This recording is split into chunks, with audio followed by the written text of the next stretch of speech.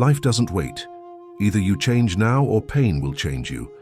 There is a silent law governing all that lives. In the East, it is not discussed, it is observed. They call it Tao. It is not an idea, nor a belief. It is the inevitable flow of life. Everything is born, grows, declines, and transforms. Nothing remains fixed without paying a price. And when you try to freeze a phase, an identity, or a comfort, what seems like stability begins, slowly, to rot from within. Human suffering almost always stems from this fundamental error, believing it's possible to remain the same in a world that never stops. You call this security, but the Tao calls it resistance. And everything that resists the natural flow of life accumulates tension, first as discomfort, then as anxiety, finally as rupture. Life isn't cruel when it breaks what doesn't move. It merely corrects what has gone out of rhythm. Observe the water. It never argues with the stone. It never tries to overcome it by force.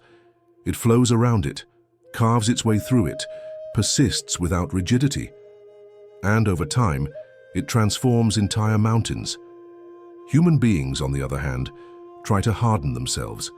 They create certainties, empty routines, rigid identities. And when the flow changes, because it always does, they break. Not because life wanted to punish them, but because they refuse to learn to flow.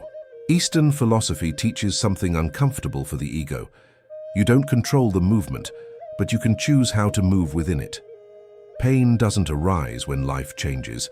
It arises when you cling to what should have already been left behind.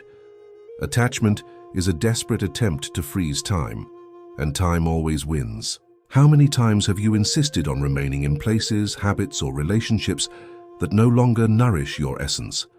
How many times have you called loyalty what was actually fear of starting over? The Tao does not judge, it simply follows. And when you refuse to accompany it, it passes over you, not out of malice, but out of consistency.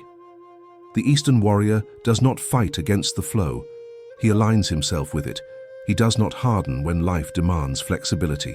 He does not cling when the cycle calls for closure. He understands that change is not betraying oneself. It is respecting the movement of one's own existence. If you feel that something in your life is heavy, dragging, suffocating, perhaps it's not bad luck. Perhaps it's the Tao pushing you out of an old way. Life doesn't destroy for pleasure. It removes what no longer serves growth. And those who learn to flow don't live without pain, but they live without unnecessary resistance. The question isn't whether change will come, it always does. The only real question is, will you flow with it or will it break you? Human beings suffer not because life is unstable, but because they insist on demanding stability from something that is, by nature, impermanent. In Buddhism, this insistence has a name: attachment. Attachment to the idea of how things should be, attachment to control, attachment to the fantasy of predictability. And every time reality refuses to obey this internal script, pain is born. You believe you suffer because of what you've lost, what has changed, or what you failed at. But the root is deeper. You suffer because you believed you had the right to control the flow of existence. The Tao never promised comfort, it promised movement, and suffering arises when you try to hold the river in your hands. Control is an elegant illusion. It disguises itself as planning, prudence, responsibility, but at its core it's fear.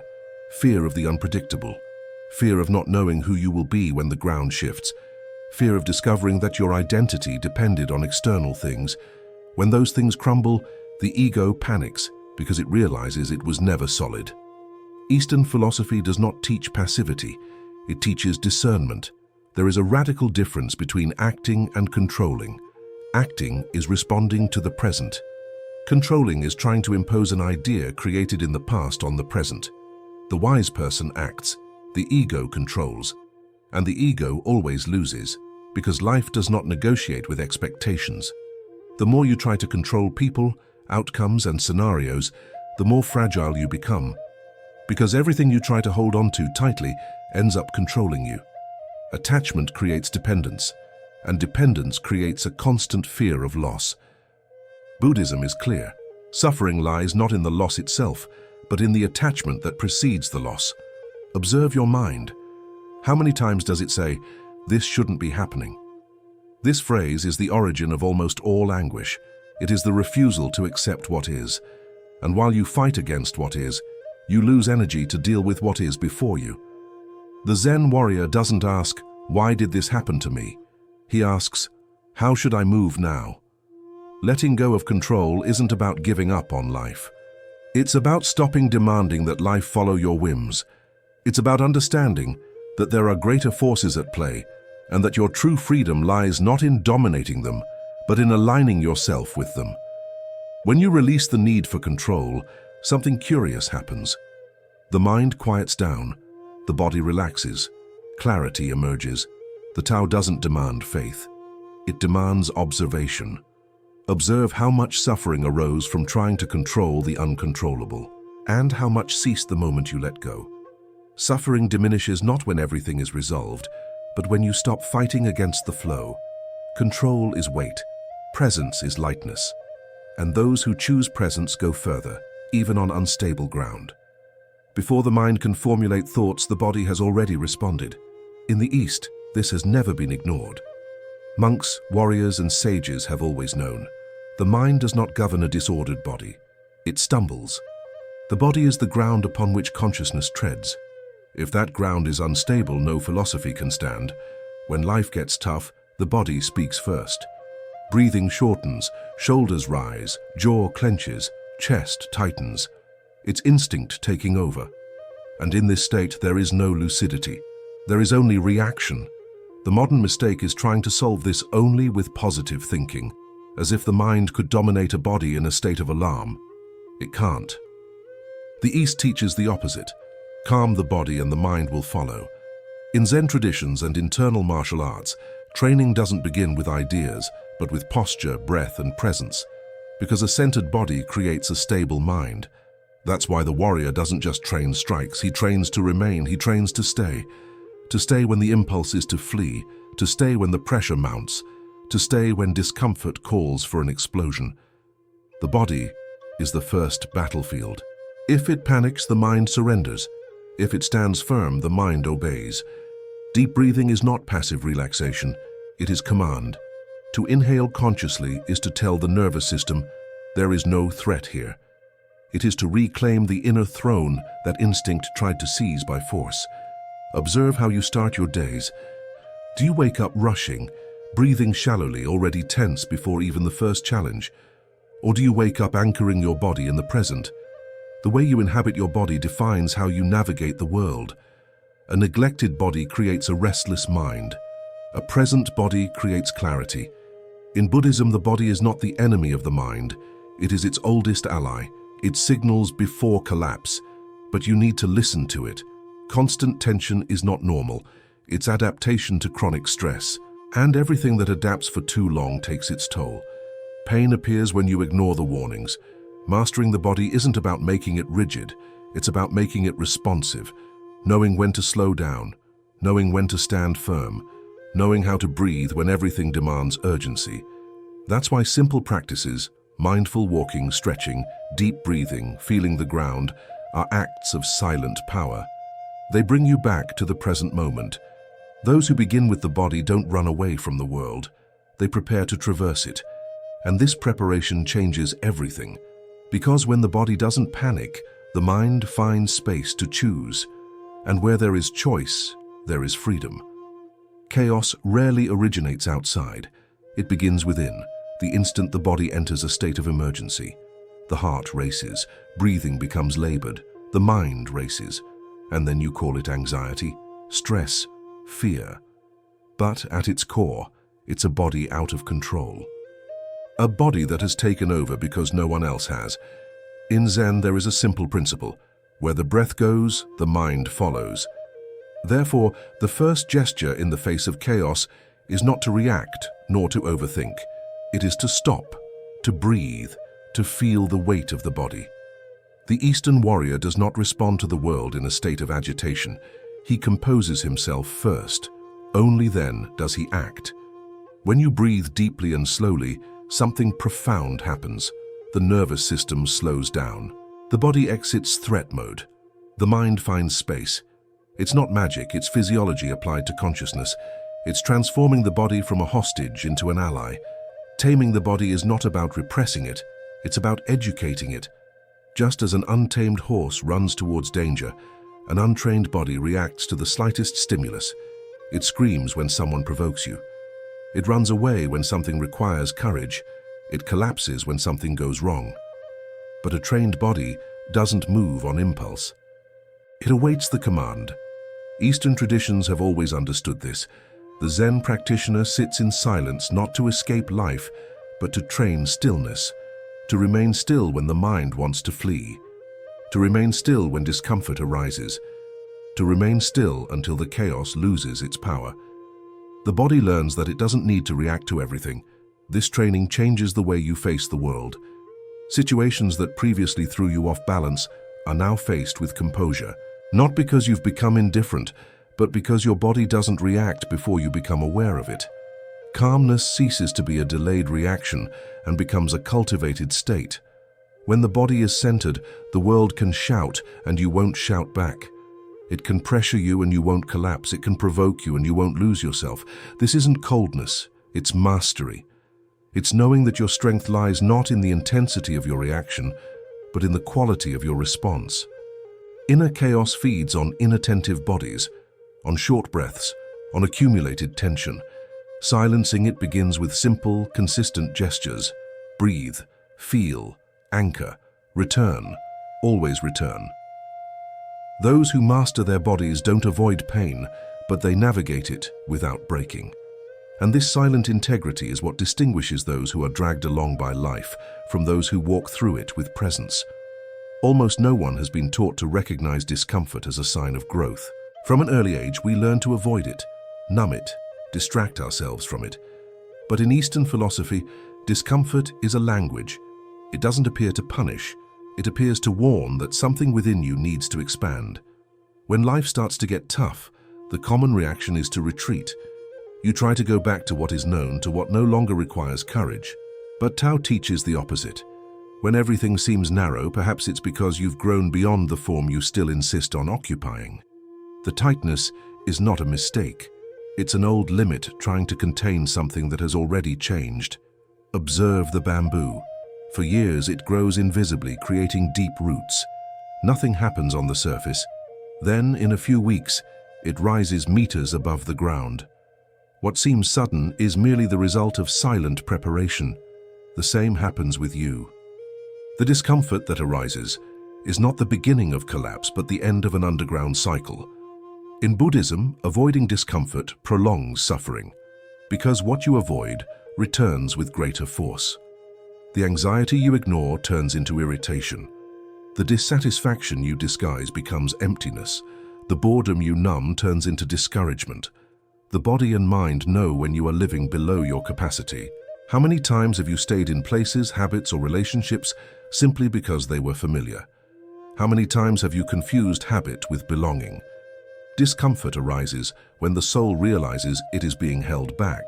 It's an inner nudge saying, "This no longer fits." Ignoring it is choosing stagnation. The Eastern warrior does not curse the tightness. He observes it. He understands that expansion hurts. Just as muscle grows under tension, consciousness expands under pressure. The mistake is believing that growth should be comfortable. It is not. Prolonged comfort leads to atrophy. When you try to remain small in a life that demands expansion, the world begins to push you from the outside. People drift away.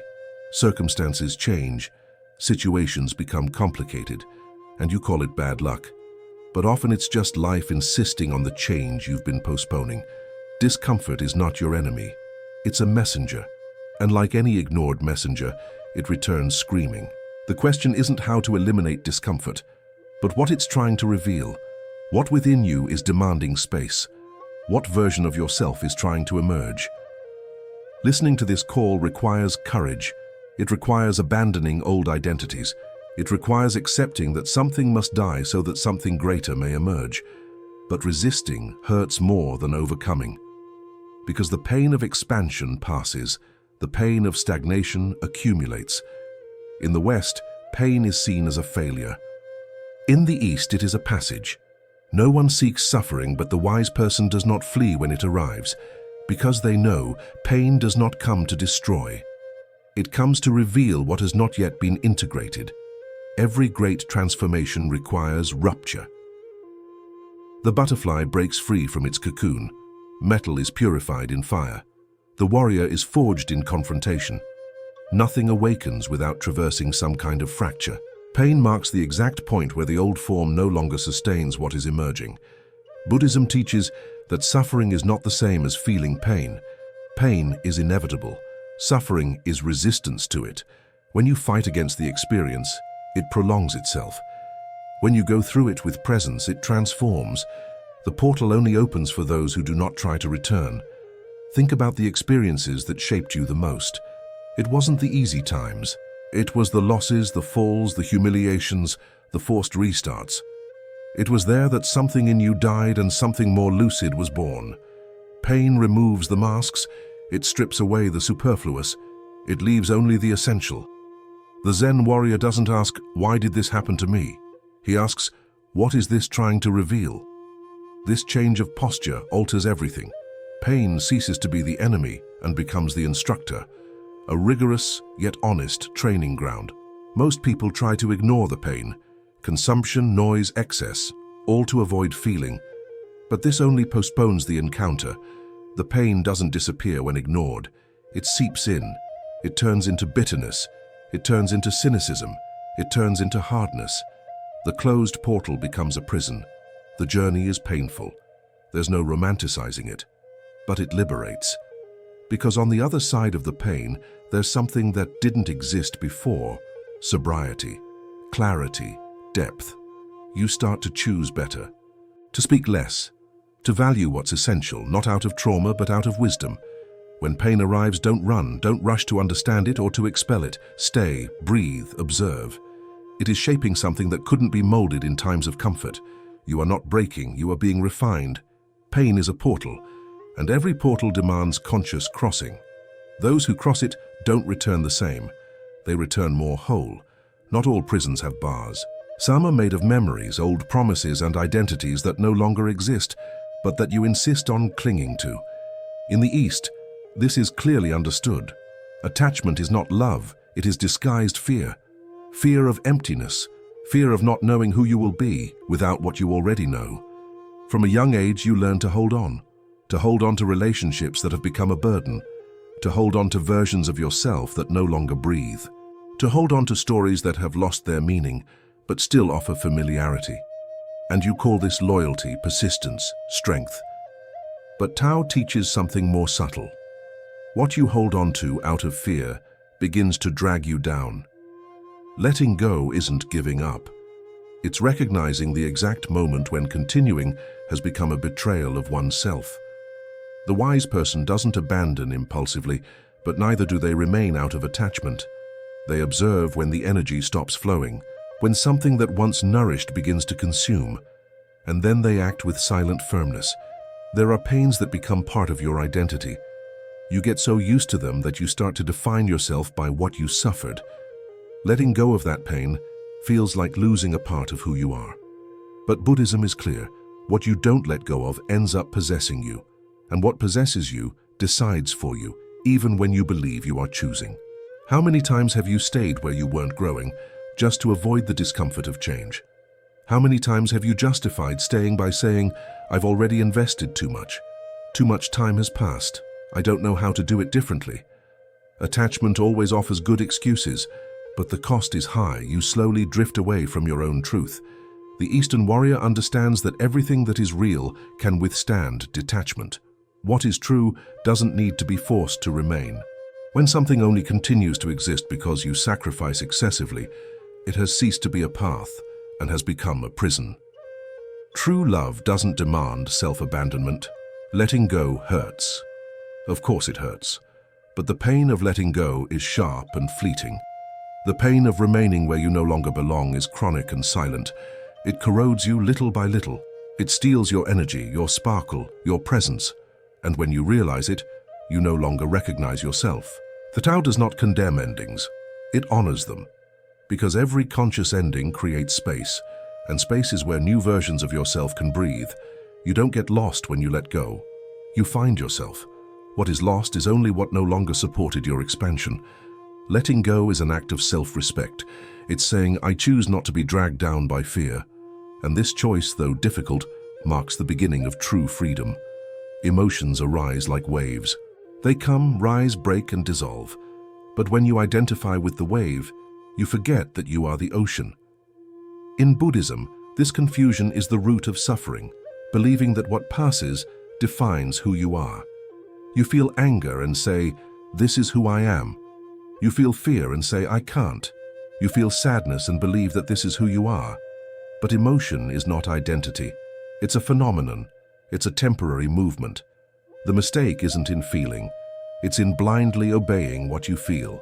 Eastern Stoicism, present in Zen and Bushido, does not teach emotional repression. It teaches sovereignty. The warrior feels everything: fear, pain, doubt. But he does not surrender control of his own life to fleeting internal states. He observes before acting, and in that interval freedom is born. Most people suffer not from the intensity of the emotion, but from the lack of space between feeling and acting. Anger arises and they explode. Fear appears and they retreat. Sadness arrives and they isolate themselves, as if emotion were an order. But emotion is only a signal, not a decree. The Zen practitioner learns to pause, to breathe, to observe the emotion without merging with it. This simple gesture changes everything. Because when you observe, the emotion loses its absolute power. It's still there, but it no longer governs. You regain control. Feeling deeply is not weakness. Weakness is being swept away by what you feel. Emotional maturity is born when you recognize the emotion and yet choose to act from your essence. This requires practice. It requires presence. It requires silent courage. How many times have you done something you regretted because you were too nervous? How many bad decisions stemmed from temporary emotional states treated as permanent truths? The wise learn early. Emotion passes, consequence remains. You don't need to deny what you feel. You just need to stop confusing yourself with it. Anger can be transformative energy. Sadness can be depth. Fear can be care. But none of them should occupy the throne. In the East, it is said that a clear mind is like a calm lake. Emotions are stones that fall on the surface. They create ripples, but the bottom remains intact. You are that bottom, stable, present, conscious. When you stop defining yourself by what you feel, you start defining yourself by what you choose. And that choice, repeated over time, builds character. You don't control the waves, but you control how you navigate them, and that completely changes the course of the journey. There is a silent trap that paralyzes more people than declared fear. It's called waiting. Waiting for the ideal scenario, for total confidence, for absolute certainty. In the East, this posture is seen as an elegant form of resistance. You don't say, I'm afraid. You say, it's not the right time yet. But the effect is the same. Life doesn't happen. The Tao does not move under perfect conditions. It moves in the now, imperfect, unstable, unpredictable. The Eastern warrior does not wait for the wind to die down to raise the sail. He adjusts the sail to the existing wind, because he understands that clarity does not precede the path. It arises in movement. The human mind craves guarantees. It wants security before acting. It wants to know it will work. It wants approval. But real life doesn't offer contracts. It offers invitations, and every invitation requires risk. Those who wait to be ready never begin, and those who never begin never discover what they are capable of. How many versions of yourself were left behind because you waited too long? Ideas that never left the drawing board, changes that never happened, paths you didn't take because you didn't yet feel secure.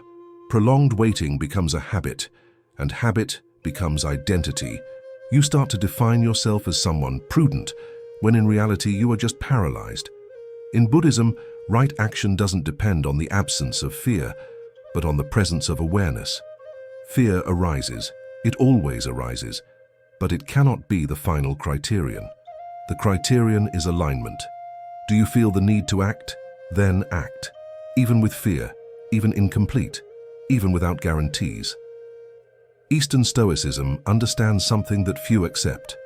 Initial discomfort is the price of future freedom. There is no leap without vertigo. There is no transformation without instability, and those who flee from this choose the apparent security of a small life.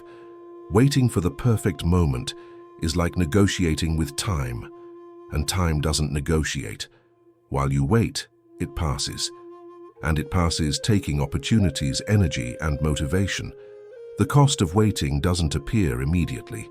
It reveals itself years later in the form of silent regret. The warrior acts before feeling ready. He knows that readiness is born in the journey, not in theory. Courage doesn't come before the step. It emerges after the step has been taken. The first movement is always shaky, and that's normal. Steadfastness comes later. If you feel something needs to begin, don't wait. Start small, start imperfect, start with what you have. Stagnation doesn't protect. It only postpones the pain and amplifies regret. The Tao favors those who move. The human mind has a dangerous talent, suffering for what hasn't happened yet. It projects scenarios, rehearses losses, anticipates failures, and in this continuous rehearsal, it experiences imaginary pains as if they were real. Buddhism calls this useless suffering. You feel a tightness in your chest for something that hasn't happened yet, a diffuse fear, an anguish without cause. The mind races ahead of life and constructs tragedies, and you believe them. This is suffering in anticipation. It's not prudence. It's anxiety disguised as preparation. The wise Easterner does not deny the possibility of pain, but neither does he experience it prematurely. He knows that imagining the worst does not prevent it from happening. It only steals the peace of the present. And the present is the only place where something can be done. How many times have you missed out on something good because you were afraid of what might go wrong? How many times have you refused opportunities, avoided relationships, and paralyzed your choices because your mind conjured up a tragic ending before it even began? Most of these scenarios never happened, but the suffering was real. The problem isn't planning. Planning is conscious. The problem is ruminating, mentally repeating negative possibilities until they gain emotional weight. An undisciplined mind creates monsters and then runs away from them. The Zen practitioner learns to anchor themselves in the present moment. When the mind tries to escape to the future, they return to the breath, to the body, to the moment. Not out of naivete, but out of wisdom. They know that the only transformable pain is the one that has actually arrived. Everything else is shadow. Suffering in anticipation is like carrying stones in your backpack before the climb. You tire yourself out before you even begin. And when the real challenge arrives, you're already exhausted. A disciplined mind releases what it can't control, and the future is not under your control. Eastern Stoicism teaches a simple yet powerful phrase: if it happens, I'll deal with it. This attitude changes everything. It restores confidence. Not confidence that nothing will go wrong, but confidence that you will be able to overcome whatever comes your way. Life doesn't happen in imagined scenarios. It happens here, now. And while you suffer over the future, you abandon the present. Train your mind to return. Always return. Because peace isn't about predicting everything, but about being fully present when something happens. There is a silent belief that corrodes from within, the idea that life owes us something, that if we are good enough, patient enough, righteous enough, the world will reward us with peace, recognition, or justice. In the East, this expectation is seen as one of the greatest sources of suffering. Not because it is morally wrong, but because it does not correspond to reality. Life doesn't negotiate. It doesn't make deals with effort, nor contracts with intention. It simply happens. Rain falls on fertile fields and deserts. Loss befalls the just and the unjust. The Tao neither rewards nor punishes. It flows. And when you understand this, something heavy falls from your shoulders. Suffering because reality didn't follow your script is like being indignant with the wind for changing direction. Buddhism teaches that pain intensifies when you believe the world should work differently. When that belief falls, clarity doesn't arise from apathy. You stop waiting and start acting.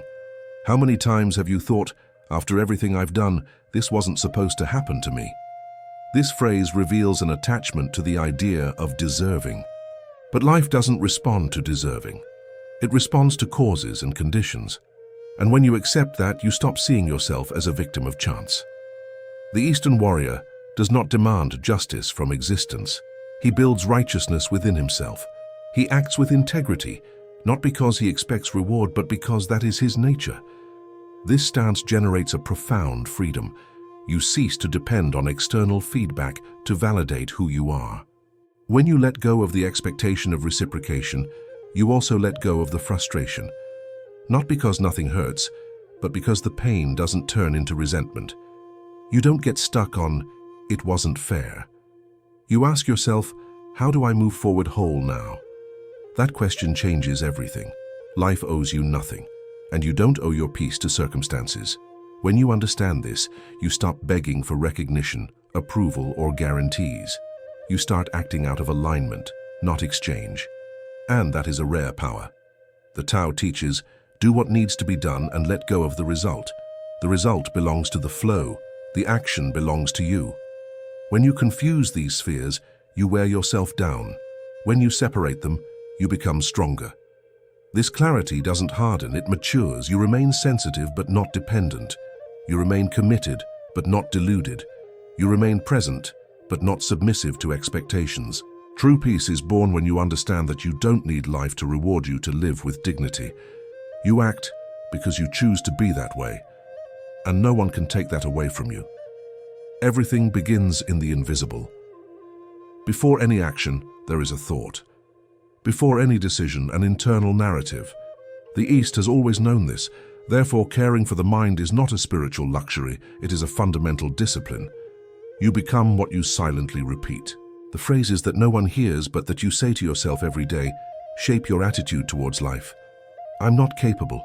I always fail. It's too late. These seeds grow in the dark, and when they emerge, you call it destiny. Marcus Aurelius said that the soul acquires the color of its thoughts. Buddhism reinforces this. The mind creates the world you inhabit, not the external world, but the way you move within it. And that way defines everything. The mindful practitioner observes their thoughts like someone tending a garden. Not everything that sprouts should be kept. There are ideas that need to be uprooted before they take root. There are narratives that need to be questioned before they become identity. The problem is that most people live on autopilot. They repeat patterns, react as always, act without presence, and then they wonder why life doesn't change. But external life is a reflection of internal life. If nothing changes inside, everything repeats itself outside. Silence is not emptiness. It is fertile ground.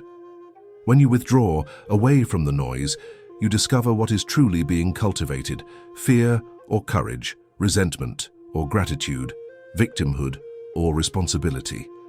These silent choices become visible under pressure. The Eastern warrior trains in silence so as not to collapse in chaos. He doesn't wait for a crisis to seek clarity. He builds a foundation beforehand. He meditates, observes, refines. Because he knows character isn't born in the storm, it's revealed in it. What you practice when no one is watching becomes your reaction when things get tough. There's no such thing as emotional improvisation. There's only practice, therefore take care of the invisible, of what you consume, of what you think, of what you feed. If you don't occupy your own silence, the world will occupy it for you. Other people's opinions, noise, distractions. And when you realize it, you'll be living a life you didn't consciously choose. Cultivating oneself in silence is a revolutionary act, because the world only sees the result, but the strength comes from the invisible. You become what you practice when no one is watching, and the whole world listens when you act.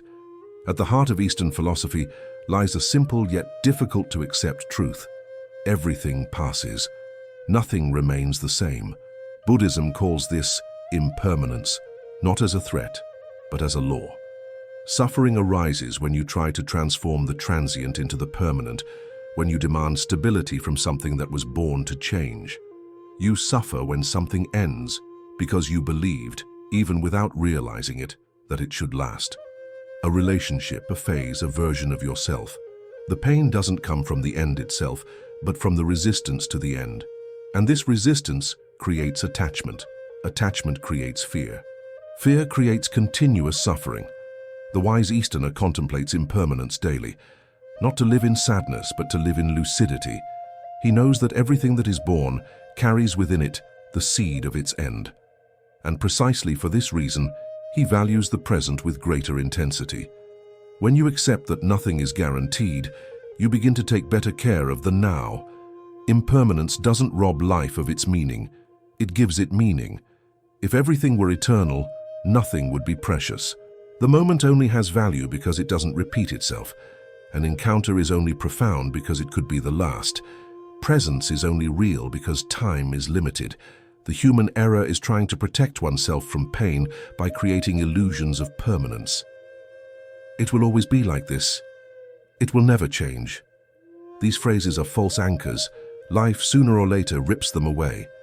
And when that happens, you call it a tragedy. But often it's just reality resuming its course. The conscious practitioner learns to let go before life takes over. He doesn't cling to form. He honors content. He lives intensely, but doesn't cling. He loves deeply, but doesn't get lost. He builds, but doesn't identify with what he has built. This stance isn't cold, it's wise, because those who accept impermanence suffer less when the cycle closes, not because it doesn't hurt, but because there's no shock. There's understanding. There's conscious mourning, not resentment. How many pains in your life stemmed from trying to hold on to something that was already changing? How many times have you fought against the inevitable and exhausted yourself? Accepting impermanence doesn't eliminate sadness, but it eliminates despair. The Tao teaches everything that flows remains, everything that tries to cling breaks. When you accept the flow, you learn to walk lightly. And lightness comes not from the absence of losses, but from the absence of blind attachment. Impermanence is not the enemy, it is a teacher. It teaches us to live with presence, to love without possessing, to build without becoming imprisoned. And those who learn this lesson go through life with less fear and more wholeness. There is a silent moment when you realize either you take responsibility for your own transformation or you will be shaped by circumstances. In the East, this moment is called awakening. It is not a mystical event. It is an internal decision. Up to this point, you react. You blame the world, people, the past. You wait for something to change outside so that you can then change inside. But the conscious warrior understands the only real transformation begins from the inside out. And it doesn't ask for permission. Being an agent of your own transformation doesn't mean controlling everything. It means choosing your stance towards everything. It means aligning yourself with the Tao instead of resisting it. It means acting with clarity even when the situation is uncertain. The common mistake is waiting for motivation, waiting for certainty, waiting for support. But Eastern philosophy is straightforward. You don't act because you're ready. You become ready because you act. Discipline precedes confidence, movement precedes clarity. Taking on this role requires quiet courage. No one applauds the beginning. No one sees the invisible effort. You walk without guarantees, sustained only by inner alignment. But that's how true strength is born. The Zen practitioner doesn't wait for life to improve before improving themselves. They improve themselves to navigate life with dignity. They understand that they don't control the world, but they control their choices, and that's enough. How many times have you postponed change, waiting for ideal conditions? How many times have you outsourced your responsibility, hoping someone would come and save you? The truth is simple and harsh. No one will come. And that's not abandonment. It's freedom. When you take ownership of your own life, something changes immediately. You stop playing the victim. You stop complaining about the flow. You stop fighting against what you can't control. And you focus your energy on what is within your reach: attitude, discipline, presence. Transformation doesn't happen all at once. It's built through small daily choices. What you accept, what you reject, what you practice, what you let go of. Every conscious gesture is a step away from inertia. The Tao doesn't demand haste, it demands constancy.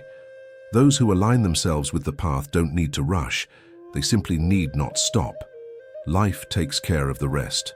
Being an agent of your own transformation means stopping asking the world to change and starting to change the way you walk through it.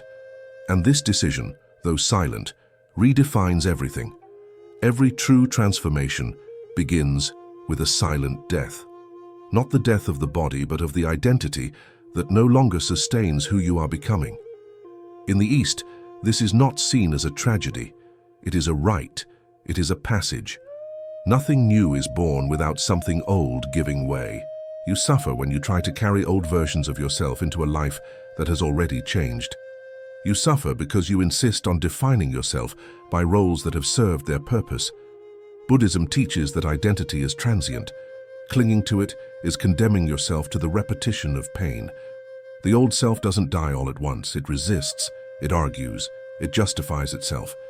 It says that change is dangerous, that abandoning the familiar is too risky. But that voice isn't wisdom. It's attachment. And attachment is fear dressed up as memory. Symbolic death hurts because it dismantles certainties. You stop knowing exactly who you are for a while, and that emptiness is frightening. But Zen teaches, emptiness is not absence, it is potential. It is fertile space where something more aligned can emerge. The conscious warrior doesn't try to save what needs to die. He honors what was, learns from what he has lived, and lets go. He understands that insisting on holding onto the old self is like wearing rusty armor in a new battle. It doesn't protect, it weighs you down. How many times have you felt the need to change, but postponed it because it would require abandoning an image, a history, someone else's expectations? The pain that arises in these moments is not a sign of error, it's a sign of transition. Something is being dismantled so that something more genuine can be built. In the East, it is said that awakening happens when suffering ceases to be personal and begins to be understood. You realize that you are not being attacked by life. You are being summoned to stop being who you no longer fit into. The death of the old self doesn't happen in the noise. It happens in the silence, the instant you stop justifying yourself, stop explaining, stop resisting, and accept traversing the unknown. That is the exact point where consciousness expands. Nothing guarantees comfort after this journey, but something far more valuable emerges: integrity. You begin to act from who you are now, not from who you were. And this liberates an energy that was trapped in the past. Letting go is not losing, it's aligning. And those who accept this symbolic death don't live less, they live more fully. Life doesn't ask for permission, it moves. And if you don't consciously follow that movement, you will be pushed along by it. This is the ultimate truth that runs through all Eastern philosophies. Either you choose change or change chooses for you. Being changed by life hurts more than changing by choice. Because when change comes from the outside, it comes as rupture, loss, crisis, collapse. But when change comes from within, it comes as a decision, clarity, direction. The Tao doesn't force those who flow. It forces those who resist. And resistance always exacts interest. What you avoid today returns tomorrow with greater intensity. A postponed conversation becomes conflict. A refused change becomes a crisis. Ignored growth becomes suffering. The Eastern warrior understands that life is constant movement. He doesn't wait to be broken to adapt. He adjusts as he goes. He doesn't cling to form. He commits to the journey. Choosing change doesn't mean abandoning everything at once. It means stopping deceiving yourself. It means aligning your actions with awareness. It means ceasing to live on autopilot. Every small choice made with mindfulness is already a change. Most people wait for a major event to awaken them, a loss, a shock, a collapse. But the real awakening is silent. It's the moment you decide not to betray yourself anymore. You decide not to postpone what you know needs to be done. You decide to take charge of your own path. Life doesn't demand perfection from you. It demands honesty.